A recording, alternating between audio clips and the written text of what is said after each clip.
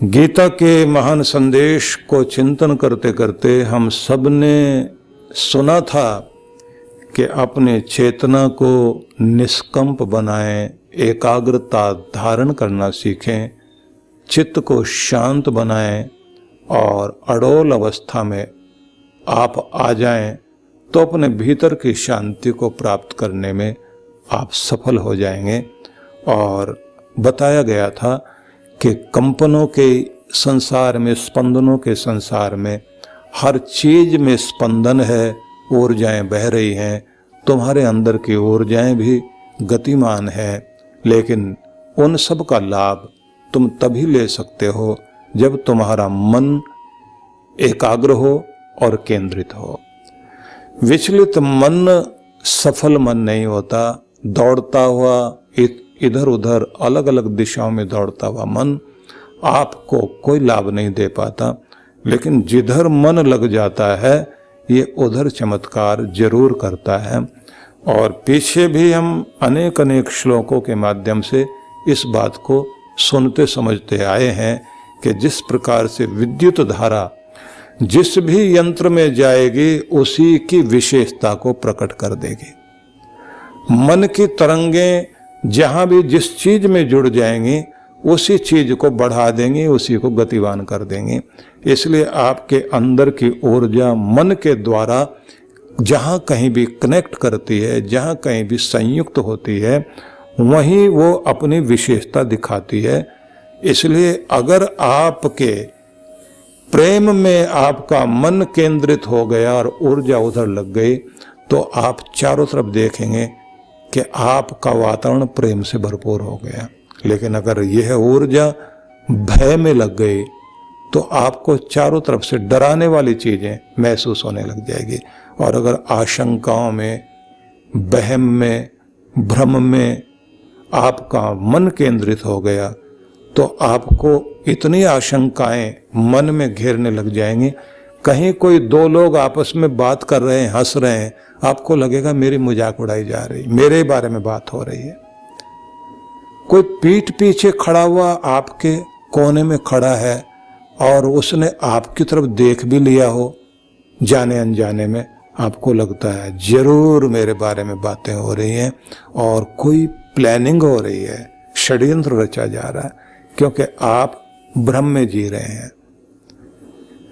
मन जहां भी जाएगा, किसी ने कोई बात बोल दी तो आप उस पर विचार करते रहेंगे, जरूर इसने किसी न किसी मतलब से ये बात कही है, क्योंकि आपका मन जहां जाएगा उसे बढ़ाएगा जरूर।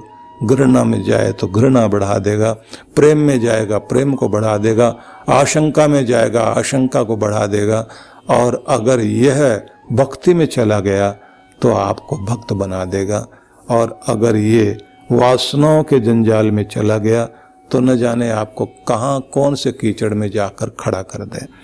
इसको बिना हिले डुले अवस्था में रखना आ जाए और प्रशिक्षण देना आ जाए, कृष्ण भगवान ने इसकी विशेषता कही। साथ में ये कहा कि इसको अडोल अवस्था में जब ले आओगे तब यह शांत अवस्था होती है और वो आपको बहुत लाभ देती है। मन का टिकना, शांति का आना। शांति मन में लाएं, मस्तिष्क में लाएं, मन टिकता है। मन टिकता है, अंदर शांति बढ़ती है। तो दोनों चीजें शांति देने वाली। अब आइए अगले श्लोक में हम लोग चलते हैं। भगवान श्री कृष्ण कहते हैं, यत्रो पुरमते चित्त निरुद्धम योग सेवया यत्र चैवात्मना आत्मानम पश्यन्नात्मनि तुष्यति। योगाभ्यास करने से जिस अवस्था में निरुद्ध चित्त उपराम हो जाता है, मतलब शांत हो जाता है, तथा जिस अवस्था में स्वयं आप से अपने आप को देखता हुआ अपने आप में संतुष्ट हो जाता है, तब वह माना जाता है कि योग युक्त हुआ है, मतलब उसे योग वाली श्रेणी में रखा जाएगा। चिंतन किया जाए। भगवान कह रहे हैं योगाभ्यास करने से जिस अवस्था में चित्त निरुद्ध हो जाए और उपराम हो जाए। यत्रोपरमते, यत्र उपरमते चित्तम निरुद्धम योग सेवया। योग सेवया का अर्थ हो गया योग के अभ्यास के द्वारा। उपरमते चित्तम, उपरमते चित्तम का अर्थ हुआ जहां चित्त शांत हो जाता है। तुष्यति का अर्थ हो गया संतुष्ट हो जाता है। तो ये जो शब्द इसमें आए हैं, इन पर ध्यान देने के बाद अब इस श्लोक को समझा जाए। शब्द हुआ योग सेवया, योग के अभ्यास से। निरुद्धम चित्तम यत्र उपरमते, निरुद्ध हुआ, रोका गया चित्त जहां शांत हो जाता है। तो सार समझ लीजिए आप लोग, क्योंकि एक एक शब्द को व्याख्या के समय में हम उस पर विचार करेंगे। सार यह है कि भगवान ये कह रहे हैं कि जिस अवस्था में योगाभ्यास करते करते चित्त जो है मन रोका हुआ, वश में किया हुआ, वो शांत अवस्था में पहुंच जाए,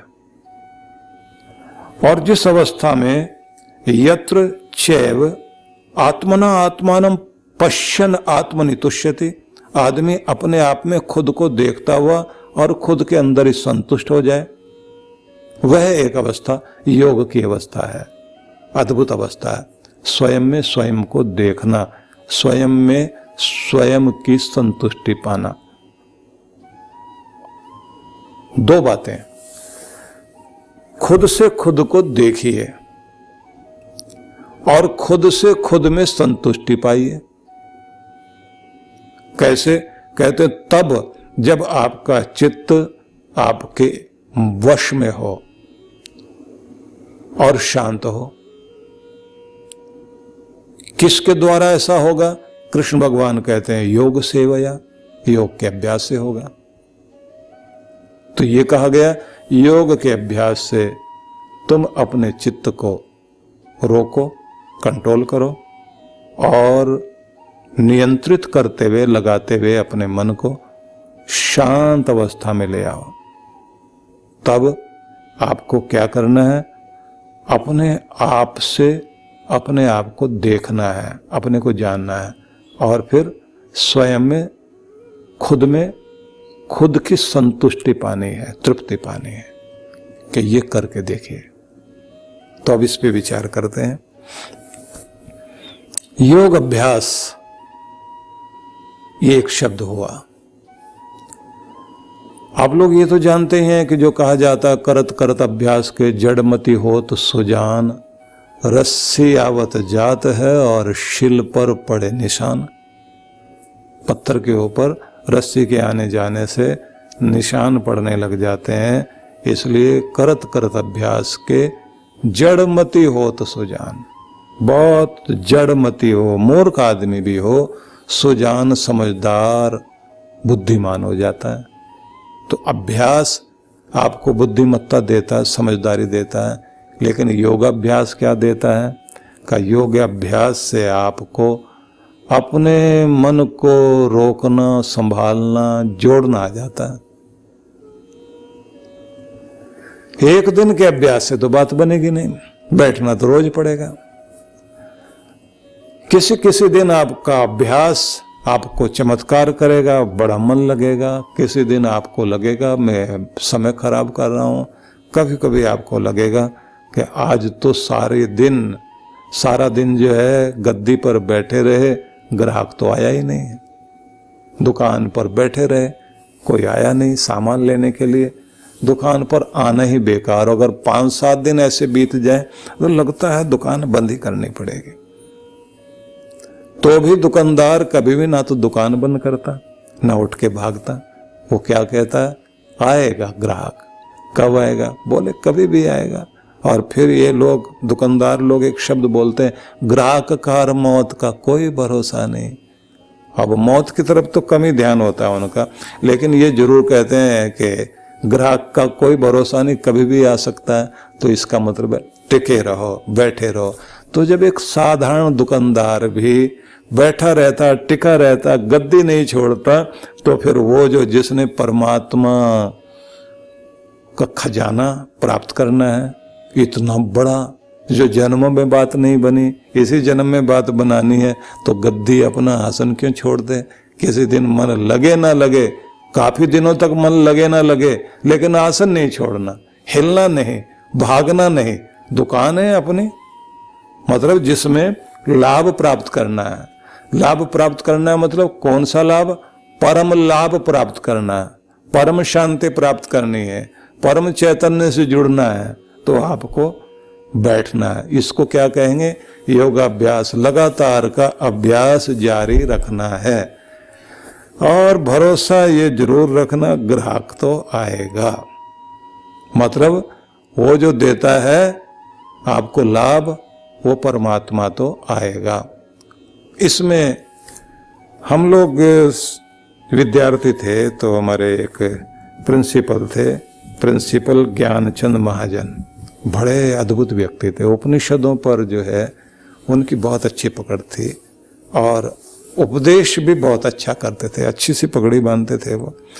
तो मैं बहुत छोटा था, तो मुझे उन्होंने कहा कि विद्यार्थी को किसी को एक को बुलाया जाए जो मेरी लाइब्रेरी को संभाले। उन्होंने अपने पढ़ने के लिए पुस्तकें निकालनी थी। तो हम शाम को जाकर के वहाँ उनके घर में, उनकी कोठी में वहाँ रह गए। सुबह उन्होंने मुझसे कहा था कि बेटा प्रभात में उठ करके तुमने पुस्तकें निकालनी हैं। तो उनको मैंने देखा, हम तो सोए पड़े थे, तो 3:30 बजे के लगभग उनके रोने की आवाजें आए। तो हम उठ बैठे कि क्या हुआ। तो मैं चल करके उधर खिड़की से झांकने लगा और देखा आसन पर बैठे हुए और चेहरा ऊपर की तरफ उठाया हुआ है। और वो मेरे भगवान, कितने जन्मों से तो पुकार रहा हूं मैं, कब तू सुनेगा, कब तू दया करेगा, मेरे पाप ताप को धोकर मुझे शुद्ध करो। पतित पावन भगवान, तुम सबको पावन करते हो, अब मेरी बारी है। हाँ, वो ऐसे ऐसे बोलते जाएं, रोते जाएं और ऐसे ऐसे मुंह पहुंचते जाएं। और मुझे बड़ा आश्चर्य लगेगा ऐसा क्या हो गया। और इधर उधर झांक के देखो, भगवान किधर से आ रहे हैं जो उनको पावन करने वाले हैं। और फिर मुझे लगा बड़ा आदमी है, झूठ तो बोल नहीं रहा, कर तो ठीक ही रहा है। और मैं भी वहाँ पेड़ के नीचे बैठ गया, उनके आंगन में पेड़ था, मैं वहाँ जाके बैठ गया। अब मैं बोल तो नहीं रहा था वैसे, जो वो बोल रहे थे वैसे मैं भी सोच रहा था, पावन करो परमात्मा, कितने समय से तुम पुकार रहे, तुम्हें पुकार रहे हैं। तो उसके बाद जब वो सभी बोलने के बाद ये अफर्मेशन जो होती है, एक श्रेष्ठ संकल्प होता है जो सबको करना चाहिए होता, तब वो उन्होंने वो बोलना शुरू किया, मेरा विश्वास तू आता है, जिन हाथों से तूने बड़ों को बनाया, योगियों को बनाया, ऋषियों को बनाया, भक्तों को बनाया, ध्रुव प्रहलाद को बनाया, जिन हाथों से तूने मीरा को बनाया, जिस हाथों से तूने चैतन्य को बनाया, उन्हीं हाथों की रचना मैं भी हूं। और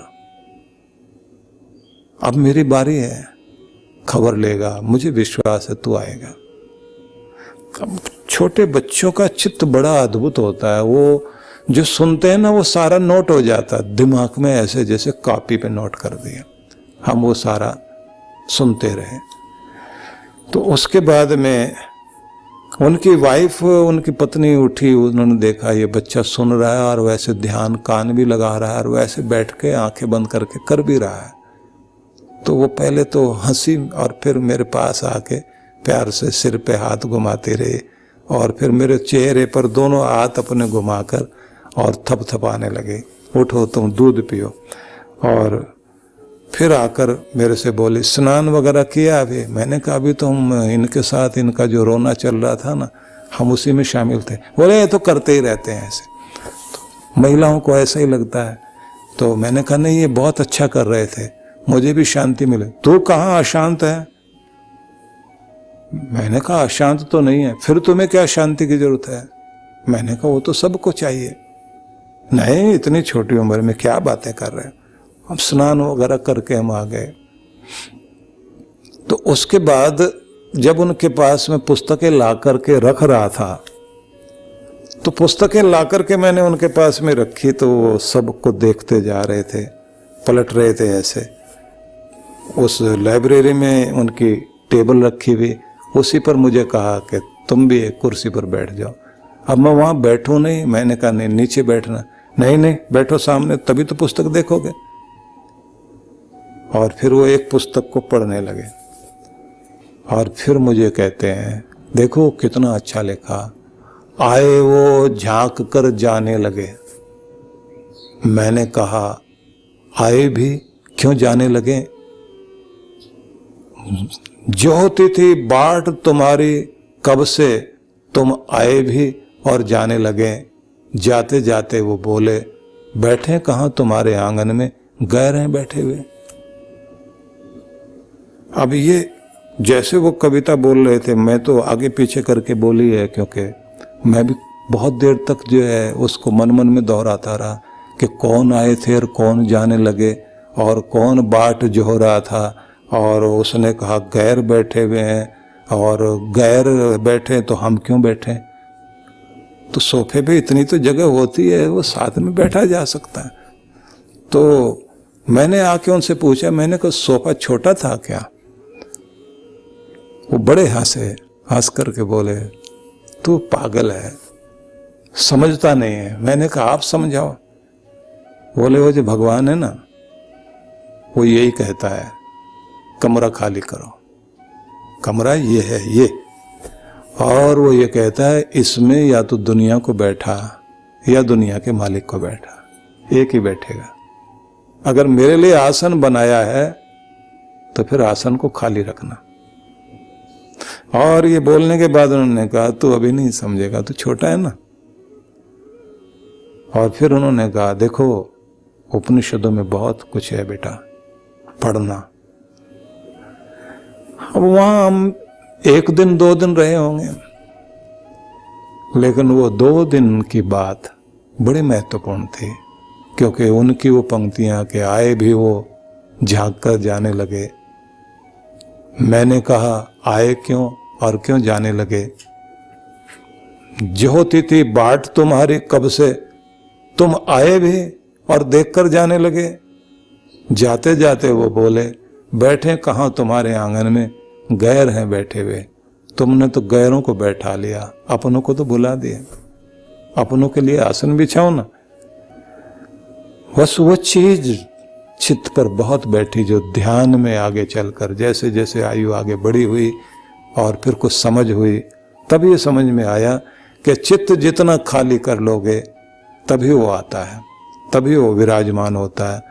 नहीं तो आपके अंदर दुनिया आती रहेगी, दुनिया का मालिक नहीं आएगा। इसलिए कहते हैं यत्रो परमते चित्तम, जहां तुम्हारा चित्त जो है उपराम होता है, निरुद्धम और वश में आ जाता है। किससे? योग सेवया, योग के अभ्यास से। योग का अभ्यास निरंतर करते रहना, तुम्हारा चित्त जो है वो वश में आए और शांत हो जाए।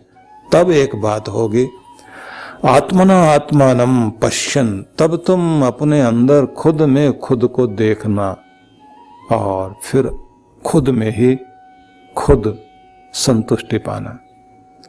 जो तृप्ति तुम्हें दुनिया में नहीं मिली तुम्हारे अंदर मिलेगी। जो तुम संसार को देखने के लिए इतने समय से कोशिश करते रहे, अब तुम खुद में खुद को देखने की चेष्टा करना। वो एक अवस्था आती है जीवन की जब आप अपने ध्यान में जाते हैं। ध्यान में जाते जाते आपको अपनी रीढ़ पर बड़े प्रयोग करने होते हैं। आपकी रीढ़ बड़ी महत्वपूर्ण है, पूरे ब्रह्मांड से ये जुड़ी हुई है, और आपकी चेतना को ऊपर उठाने के लिए यही तो सीढ़ी है। इसी में वाइब्रेशन देने होते हैं और इसमें दिए गए वाइब्रेशन बड़ा अद्भुत प्रभाव लाते हैं। ध्यान एक ऐसी मनुष्य को दी जाने वाली महान परमात्मा की देन है, जिसको गुरु के द्वारा गुरु ही सौंपता है शिष्य को। अपना जितना समय लगा सकें, क्योंकि ध्यान के नाम पर मजाक करने वाले तो बहुत लोग हैं। विजुअलाइजेशन में बैठा देंगे आपको, उतने में ही वो कहेंगे बस मैं तुम्हें बोल रहा हूं और तुम्हारा हो गया ध्यान। लेके जाते नहीं आगे। बहुत छोटी छोटी क्रियाएं बता करके वो कह देंगे कि यहां देखना, पीछे की तरफ देखना और तुम्हारा जो है ध्यान हो जाएगा। न जाने क्या क्या बताया जा रहा है। ध्यान को लोग ठीक से अगर सीख सकें और फिर उसे करना शुरू करें और फिर ध्यान घटित होना शुरू हो जाए तो ये तो इतनी अद्भुत आग है। कृष्ण भगवान ने पीछे के श्लोकों में कहा ये ऐसी आग है जो तुम्हारे पापों को खा जाती है, तुम्हारे कलमश जला देती है। तो अपने अंदर में खुद को देखना। एक समय आएगा आपके अंदर जब आप अपनी एकाग्रता में पहुंचेंगे, अंदर अपनी एकाग्रता में जब आप अपने अंदर पहुंचेंगे तो एक स्थान ऐसा जरूर आएगा आपके जीवन में जब आपको अपनी काया और अपना आत्म तत्व दोनों में भिन्नता दिखाई देगी कि ये मैं हूं और ये जो मैंने पहना हुआ है ये मेरा शरीर है। इसलिए सर्वसार उपनिषद में एक श्लोक है जिसका साधक के लिए जिसको उपयोग करना बताया गया कि बैठो, पहुंचो अपने ध्यान में और खुद से कहो ये जो मैं दिखाई दे रहा हूं ये शरीर में नहीं हूं, और जो इसके अंदर चलने वाले प्राण हैं वो प्राण तत्व मेरी शक्ति है लेकिन मैं प्राण नहीं हूं, और इन प्राणों के साथ लगाम बनकर इन्हें जो खींचता है वह मेरा मन है। मन अद्भुत शक्ति वाला है लेकिन मैं मन भी नहीं हूं, मैं इससे अलग हूं। फिर वो कहते हैं मैं निर्णय लेने वाली शक्ति बुद्धि भी नहीं हूं, इन सब के पीछे बैठा हुआ चैतन्य हूं, आत्म तत्व हूं। कि यहां तक पहुंचो। आत्मना आत्मानम पश्यन, खुद से खुद को देखते हुए। इसलिए एक और क्रिया की जाती है ध्यान में, दृष्टा बनकर रहना और दृश्यों को देखते हुए साक्षी भाव में पहुंचना। यह भी एक क्रिया बड़ी अद्भुत है। जब आप हर पल दृश्यों में खोए रहते हैं तो दृश्यों में खोए खोए आप सारी दुनिया, सारे आकार प्रकार, सारी सुगंध दुर्गंध सब जो आपके आसपास चल रही है उसमें खो मत जाओ, साक्षी बने रहो, एक विटनेस बन जाओ कि हाँ मैं अनुभव कर रहा हूँ, इधर से सुगंध दुर्गंध भी आ रही है, दृश्य हैं, संसार की सीनरी सामने है और मैं दुनिया के मेले को देखता हुआ आगे बढ़ रहा हूं, तमाशा देख रहा हूं, तमाशा बन नहीं रहा। वेदों में एक स्थान पर जहां वो कहा द्वा सुपर्णा सयुजा सखाया समानम वृक्षम परिशस्व जाते, तो वहां यही कहा गया है एक वृक्ष है संसार का, दो पक्षी बैठे हुए हैं वहां, द्वा सुपर्णा सयुजा सखाया, एक जैसे लगते हैं, एक में चमक ज्यादा है, उसका प्रकाश फैला हुआ है और एक में चमक नहीं है, लेकिन पेड़ पर लगे हुए फल को एक खाता जा रहा है और एक सिर्फ देख रहा है। समानम वृक्षम परिशस्व जाते, तो वहां बताया गया है कि जो वो फल खा रहा है वो सुखी दुखी होता है, वो आत्मा है, संसार के फल खा रहा है। लेकिन जो चमक वाला पक्षी दूसरा बैठा वो दो सुपर्ण है, वो सुंदर परों वाले पक्षी हैं कि वही ब्रह्म है जो इस सारे संसार के फलों को भी बना रहा, वृक्षों को भी रच रहा है और इस आत्मा को भी देख रहा है। लेकिन ये कमाल का पक्षी है आत्मा कि ये जो है फल खाने में ही लगा हुआ है। उसका जो असली मालिक है, जो उसका सबसे बड़ा सगा है, उसके साथ वहां उड़कर नहीं जाना चाहता जहां उसका परम आनंद छिपा पड़ा है। जाएगा तभी जब वो पहले खुद को तो पहचाने कि मैं कौन हूं, कृष्ण भगवान कहते हैं आत्मना आत्मानम पश्यन, खुद में खुद को देखते हुए रहो। पहचानो तो सही तुम कौन हो। राजा का बेटा है, भिखारियों के बीच में पल गया, अब कटोरा लेकर वो भी हर एक के आगे जाकर कहता माई बाप देना कुछ। जिस दिन उसे पता लगा कि तू राजा है, राजा का बेटा है, अब तन के खड़ा हो गया, गिड़गिड़ाना बंद हो गया। अब उसको समझ में आ गया हम मांगने वाले नहीं, हम तो दाता हैं। हम इस दुनिया में डर करके जीने वाले लोग नहीं हैं, हम तो निडर निर्भय हैं। तब उसके अंदर रूपांतरण हुआ। और ये बात ध्यान रख लीजिए, शरीर वही है, व्यक्ति वही है, बदला क्या? मन। मन क्यों बदला है? क्योंकि उसको अपनी स्मृति आ गई। और गीता का वो अंतिम भाग जब आप पढ़ेंगे, जब अर्जुन ये कहता है मैंने खुद की स्मृति पाली, मुझे मेरी याद आ गई है, अब मैं खुद को जान गया हूं। स्मृति लब्धा शब्द कहकर उसने कहा कृष्ण आपकी कृपा से अब मुझे मेरी याद आ गई है, मैं खुद को जान गया हूं, अब खुद को पहचान गया हूं। अभी तक मैं भूला हुआ था। बस यही गुरु का काम है। कृष्ण वंदे जगत गुरु। गुरु हैं कृष्ण, वो प्रत्येक को उसकी स्मृति याद कराना चाहते हैं, उसकी वास्तविकता को याद कराना चाहते हैं। ये तुम हो और कहां आके खड़े हो गए हो। उसके बाद क्या होता है? तो आगे उन्होंने कहा आत्मनि तुष्यति, स्वयं में फिर आदमी को संतुष्टि मिलती है। वो तृप्ति क्या है? खाया पिया तृप्त हुए या नहीं? धन मिला, संतुष्टि मिली नहीं। जब आदमी कहता है हाँ मैं तृप्त हूं। ब्राह्मण लोग जब अपना जो है पूजन वूजन करते हैं और उसके बाद में जो है उनको दक्षिणा दी जाती है, तो उसके बाद उनको बोलना होता है मैं तृप्त हुआ, मैं संतुष्ट हुआ, मैं प्रसन्न हूं। और उसी के साथ में वो अपने आशीर्वाद देता है और साथ में कहता परमात्मा इसे भी तृप्त और संतुष्ट करे और इसी तरह से दे कि इसको कोई कमी ना रहे। वो मंगल कामना होती है। और जो जाप किया गया उसके कुछ बीज कहिए, चावल कहिए, वो अक्षत कहिए, वो आगे सौंपे जाते हैं। कुछ फूल सौंपे जाते हैं कि इनको सिर्फ बीज मत समझ लेना, इनको कुछ चावल मत समझ लेना, ये तंदुल हैं ऐसा नहीं समझना, इनको समझ लेना कि ये एक ऊर्जा है जो मंत्रों के द्वारा, यज्ञ के द्वारा, पूजा अनुष्ठान के द्वारा तुम्हें सौंपी जा रही है। और व्यक्ति संतुष्ट हो, उसी को परम लाभ कहा गया है। आगे ये 3-4 श्लोक एक दूसरे के साथ जुड़े हुए हैं, जिनको कहा जाता है कि एक साथ सारे श्लोक बोले जाने चाहिए और फिर उनका सार सुनाया जाना चाहिए। लेकिन हमारी मुश्किल ये है कि हम एक शब्द में ही रुक जाते हैं, तो फिर जब तक उस सीढ़ी को पार न करें तो अगली सीढ़ी दिखाई भी नहीं दे रही है। ठीक है, आनंद लेते हुए चलते हैं, अगली सीढ़ी पर कल पहुंचते हैं। आप सबके लिए बहुत सारी मंगल कामनाएं। ओम शांति शांति शांति। ओम।